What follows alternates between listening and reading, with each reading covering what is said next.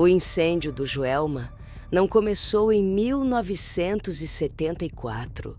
Começou 26 anos antes. Enquanto centenas de pessoas tentavam escapar das chamas, um segredo enterrado sob o prédio voltava à superfície.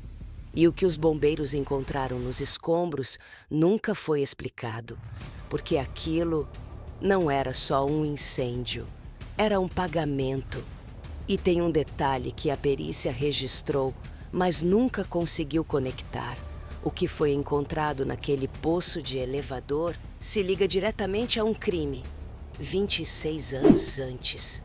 Mas para entender o que os bombeiros viram, a gente precisa voltar para a noite em que aquele poço foi cavado. Antes do concreto, antes do vidro, antes dos escritórios, existia uma casa. Simples, discreta, quase apagada pelo tempo. Ano 1948. Um homem, respeitado pela vizinhança, inteligente, químico de formação. Nome: Paulo. Os vizinhos o descreviam como alguém calmo, educado, o tipo de pessoa que cumprimenta todo mundo pela manhã. Mas por trás dessa imagem, havia algo que ninguém via. Uma tensão acumulada. Um silêncio que não era paz, era contenção. E em algum momento de 1948, essa contenção chegou ao limite. Mas dentro daquela casa, algo quebrou. Não há registro claro do motivo. Não há testemunha que explique o que aconteceu. Só o resultado: silêncio. E depois, corpos. A própria mãe, as próprias irmãs, enterradas em um poço, nos fundos do terreno, cavado por ele, com as próprias mãos. Pensa nisso por um segundo. Não uma cova rasa, não um ato de desespero rápido. Um poço, fundo, planejado, como se ele soubesse que precisava esconder algo, que não podia ser encontrado. Quando a polícia chegou, já era tarde. Paulo também estava morto. O poço foi fechado, selado, mas não esquecido. Os vizinhos começaram a falar sobre o terreno, sobre o ar que parecia mais pesado ali, sobre plantas que não cresciam direito, sobre animais que evitavam aquele canto, sobre uma sensação de que o solo guardava algo e esse tipo de coisa. Numa cidade como São Paulo dos anos 40 e 50, se espalhava rápido. O terreno ficou vazio por anos. Ninguém queria comprar, ninguém queria construir, ninguém queria se aproximar. Mas cidades crescem, memórias enfraquecem e dinheiro tem o poder de apagar quase tudo. E o mais inquietante de tudo não é o que aconteceu naquela casa. É o que aconteceu depois, quando aquele terreno foi simplesmente ignorado. Década de 70. São Paulo não era mais a cidade dos anos 40. Era uma metrópole em ebulição. Guindastes no horizonte. Concreto subindo mais rápido do que a memória conseguia acompanhar. A cidade não tinha tempo para passado, tinha pressa pelo futuro. Modernização, progresso. Concreto onde antes havia terra. E aquele terreno foi escolhido. Ninguém perguntou o que havia embaixo. Ninguém consultou os registros antigos. Ninguém quis saber o que tinha sido enterrado ali. Os documentos do crime de 1948 existiam.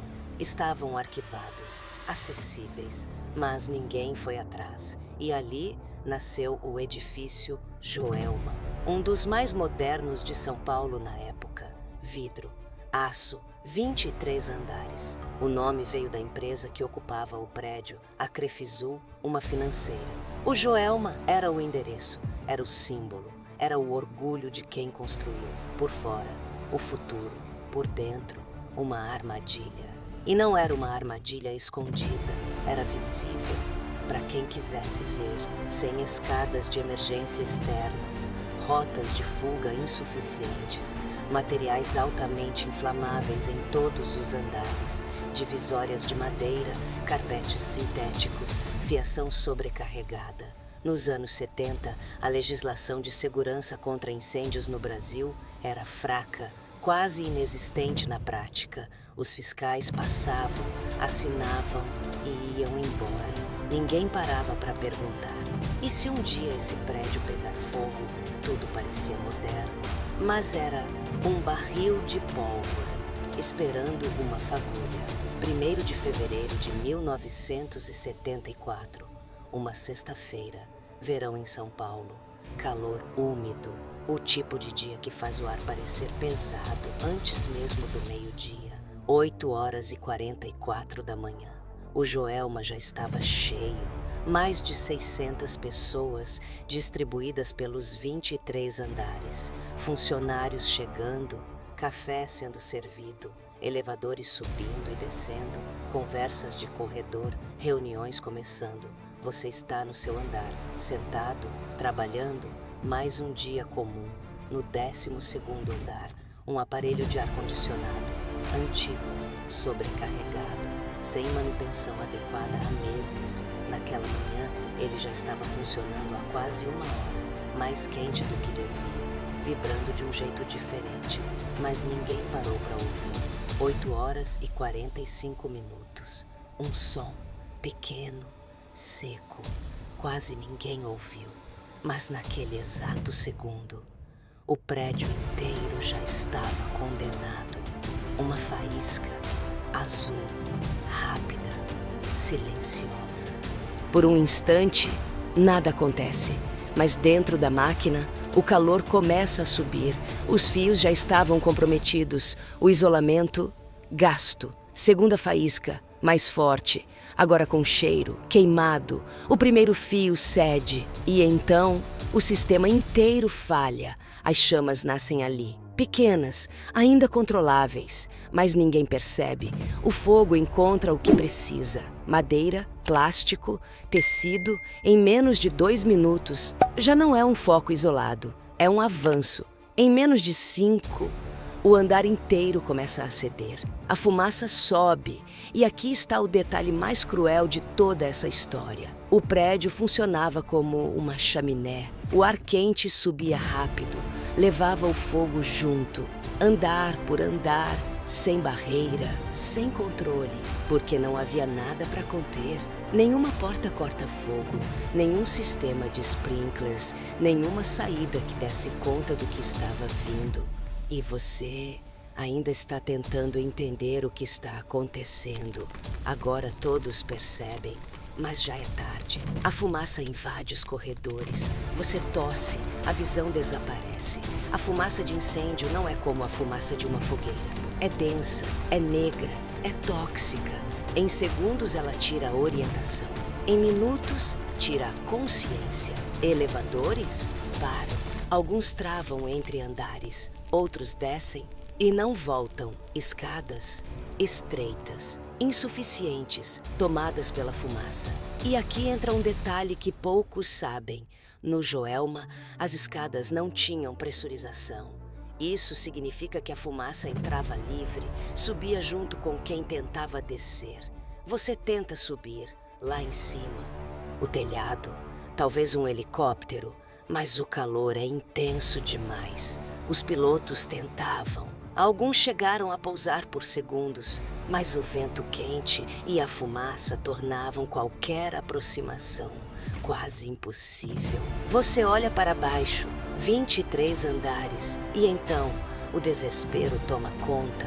Alguns tentam descer pelo lado de fora, improvisam cordas com cabos elétricos, com fios de telefone, com o que encontram. Outros ficam parados, paralisados. Outros pulam. Nas ruas embaixo, as pessoas olhavam para cima e não conseguiam fazer nada. No meio de todo esse caos, um detalhe ficou gravado na história. 13 pessoas entraram em um elevador, tentando fugir. As portas fecharam. O elevador não desceu. Parou. Entre andares, sem ventilação, sem saída. Sem ninguém que pudesse alcançá-los a tempo. O calor do lado de fora era intenso demais.